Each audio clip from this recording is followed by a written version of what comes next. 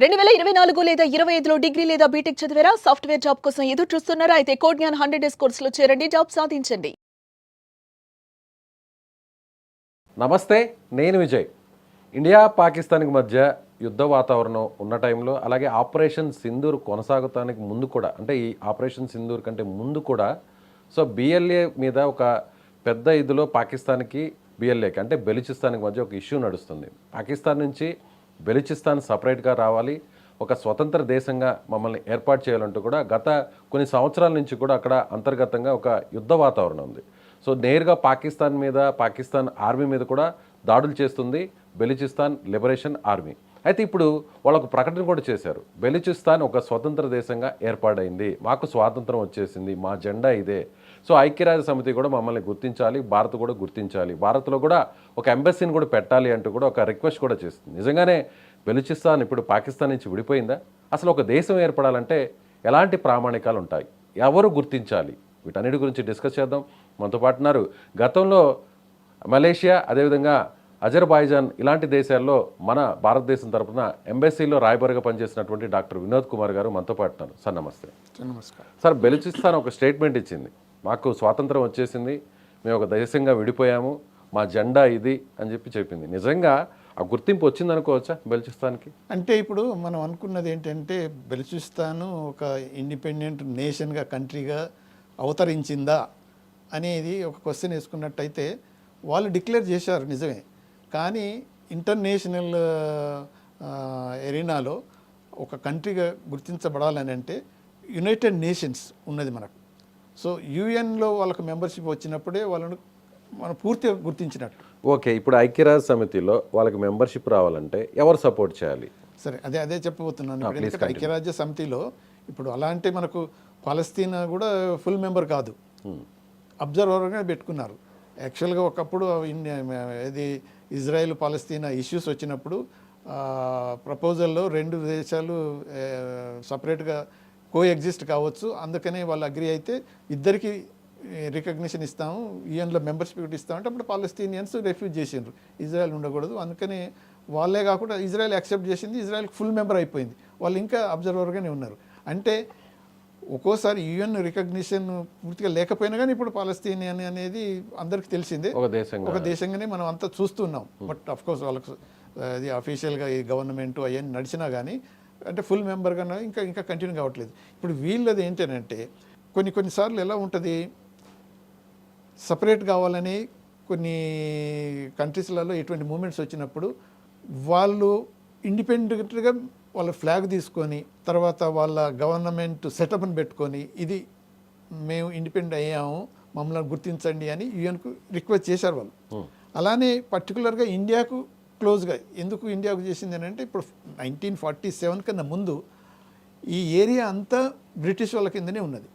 పాకిస్తాన్ కానీ, బెలూచిస్తాన్ కానీ, ఈస్ట్ పాకిస్తాన్, బంగ్లాదేశ్ కానీ, ఇండియా ఇవన్నీ ఉన్నాయి. కాబట్టి అప్పుడు ఇండిపెండెన్స్ వచ్చినప్పుడు ఇప్పుడు రెండైతే ఇండియా పాకిస్తాన్గా విభజింపబడ్డప్పుడు అప్పటి నుంచి కూడా మనకు ఇండియాలో కూడా వాళ్ళు ఏది సామంతరాజులకు ఆప్షన్ ఇచ్చారు కదా, ఇటు పాకిస్తాన్లో అనగలవండి, అటు ఇండియాలో అనగలవండి, లేకపోతే ఇండిపెండెంట్గా ఉండండి, అటువంటిదే ఆప్షన్ వాళ్ళకు కూడా ఇచ్చారు.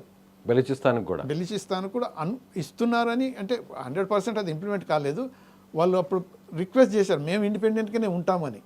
అంటే పాకిస్తాన్తో కలవకుండా మేము సపరేట్గా ఉంటామని అప్పుడు బెలూచిస్తాన్లో వాళ్ళు చెప్పారు. అవును, ఓకే. అయినా కానీ బై ఫోర్స్ సేమ్ మన దగ్గర ఎలా జరిగిందో బై ఫోర్స్ పాకిస్తాన్లో ఇంటిగ్రేట్ చేసుకున్నారు. ఓకే, ఇప్పుడు కాశ్మీర్ని హైదరాబాద్ సంస్థానాన్ని ఎలా మనం అయితే విలీనం చేసుకున్నాం, అలాగే బెలూచిస్తాన్ కూడా పాకిస్తాన్లో కలుపుకున్నారు. అయితే అప్పుడు మాత్రం బోల్డెన్ ప్రామిసులు చేశారు వాళ్ళకు. వాళ్ళు అయినా కానీ అప్పుడు ఏమన్నారు, కనీసం ఒక అటానమస్ స్టేటస్ అని ఇవ్వండి అని అడిగారు.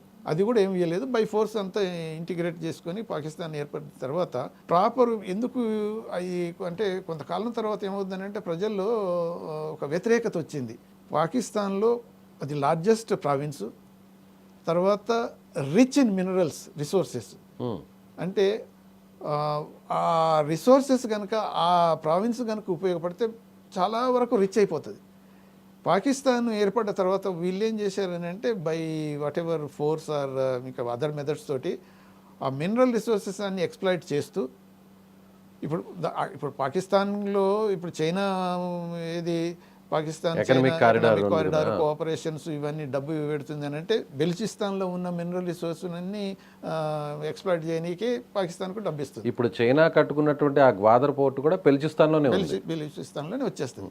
అందుకనే ఇప్పుడు చైనా ఇంట్రెస్ట్ అంతా పాకిస్తాన్ ఇంటిగ్రిటీ సావర్నిటీ ఇవన్నీ ఏదైతే మాట్లాడుతుందో వాళ్ళ సెల్ఫ్ ఇంట్రెస్ట్ తోటి ఈ బెలుచిస్తాన్లో ఉన్న ఖనిజ సంపద అంతా వాళ్ళు దోచుకోనికే ప్రయత్నం చేస్తారు. ఇప్పుడు వాళ్ళు ఒక స్టేట్మెంట్ ఇచ్చారు కదా సార్, మేము ఒక దేశంగా ఏర్పడ్డాం, మా స్వతంత్రం మాకు వచ్చేసింది, మా జెండా ఇది, మేము ఒక ప్రభుత్వాన్ని కూడా ఏర్పాటు చేసుకున్నాం అని ఇప్పుడు మీరు అన్నట్టు యుఎన్ఓకి ఒక రిక్వెస్ట్ పంపించారు.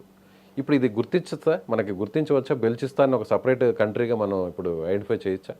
అంటే ఇప్పుడు ఈ స్టేజ్లో ఇమ్మీడియట్గా ఒక కంట్రీని గుర్తించటం అనేది ఆ స్టేజ్కి ఇంకా రాలేదు. మీరు ఇందాక ఒక మాట అన్నారు, యుఎన్ఓలో ఒక మెంబర్షిప్ రావాలి, అప్పుడే ఒక దేశంగా గుర్తింపు వస్తుంది అని. ఈ మెంబర్షిప్ రావడానికి వేరే దేశాల మద్దతు ఏమన్నా అవసరం ఉంటుందా? అంటే సభ్య దేశాలుగా ఐక్యరాజ్య సమితిలో ఉన్నటువంటి సభ్య దేశాలు, శాశ్వత సభ్యత్వం కలిగిన దేశాల సపోర్ట్ ఏమన్నా అవసరమా? అంటే ఇప్పుడు అది అవసరం. ఎందుకనంటే ఇప్పుడు యుఎన్ మెంబర్షిప్ కావాలంటే ఇప్పుడు జనరల్ అసెంబ్లీలో వాళ్ళు యాక్సెప్ట్ చేయాల్సి వస్తుంది. ఆ జనరల్ అసెంబ్లీలో అయిన తర్వాత మళ్ళీ యుఎన్ఎస్సి సెక్యూరిటీ కౌన్సిల్ అది కూడా ఓకే అని ఉంటుంది. కాకపోతే ఇప్పుడు ప్రాబ్లం ఎక్కడుంది అని అంటే పాకిస్తాన్కు 100% సపోర్ట్ చేస్తుంది చైనా సపోర్ట్ ఏం చేస్తుందంటే సెల్ఫ్ ఇంట్రెస్ట్ తోటి. సో అటువంటి అప్పుడు ఇది బెలూచిస్తాన్ ఇండిపెండెంట్ కంట్రీగా అవతరించి వాళ్ళకు యుఎన్లో మెంబర్షిప్ వస్తుందని అయితే మనం అంత ఈజీగా వస్తుందని అయితే అనుకోలేము. చైనా ఖచ్చితంగా వ్యతిరేకిస్తుంది, తప్పకుండా వ్యతిరేకిస్తుంది.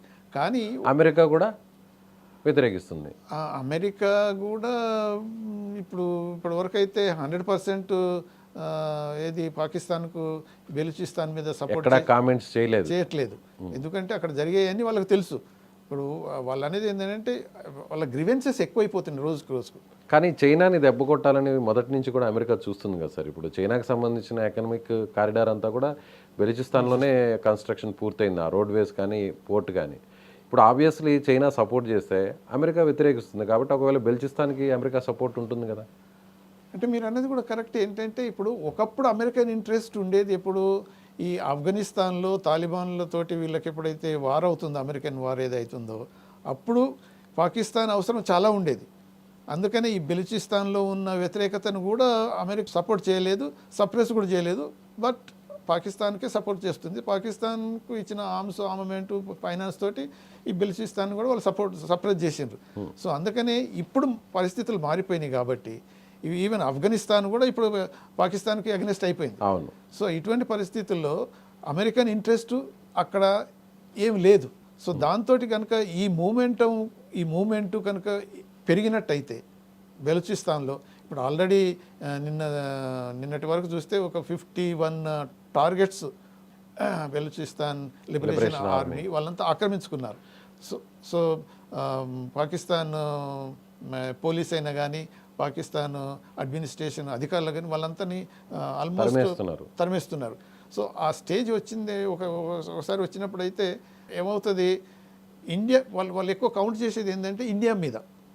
ఎందుకంటే ఒకప్పుడు ఇదంతా part of only one India కదా.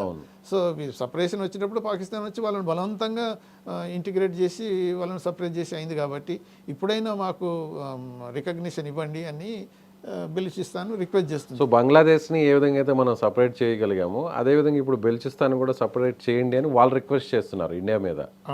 అయితే ఇప్పుడు ఒక క్వెట్టా సిటీని కూడా క్యాప్చర్ చేశారు, దాన్ని క్యాపిటల్గా కూడా మేము ప్రకటించుకున్నామని చెప్తున్నారు.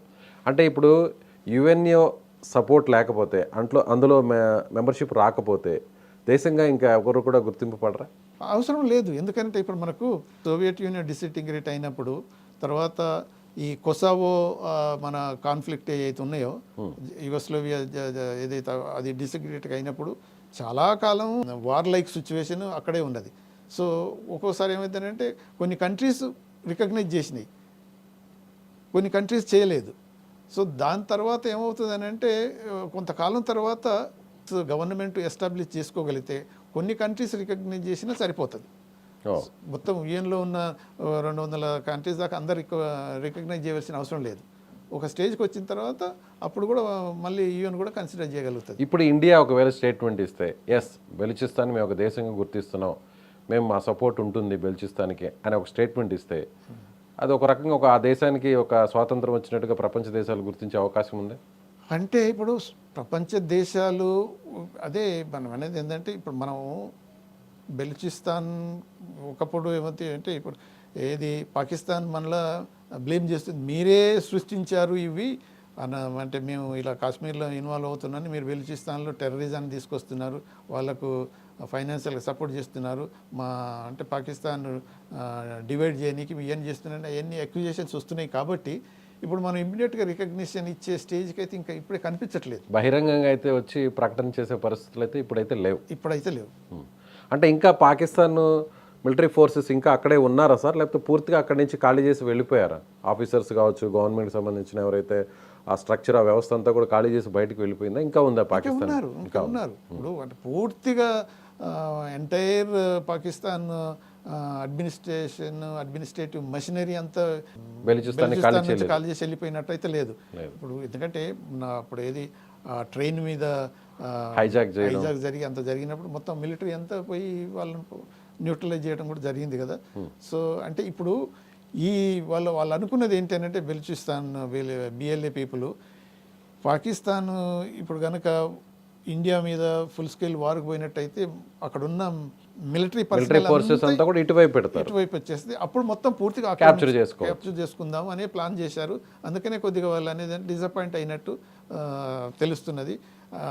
దాంతో ఏమంటే మళ్ళీ రిక్వెస్ట్ చేస్తున్నారు, మేము ఇవన్నీ చేసాము, ఆక్రమించుకున్నాం, మేము మన ఇండిపెండెన్స్ డిక్లేర్ చేసాం, మీరు రికగ్నైజ్ చేయండి, మా ఎంబసీ ఓపెన్ చేయడానికి మీరు అనుమతించండి అని రిక్వెస్ట్ చేస్తున్నారు.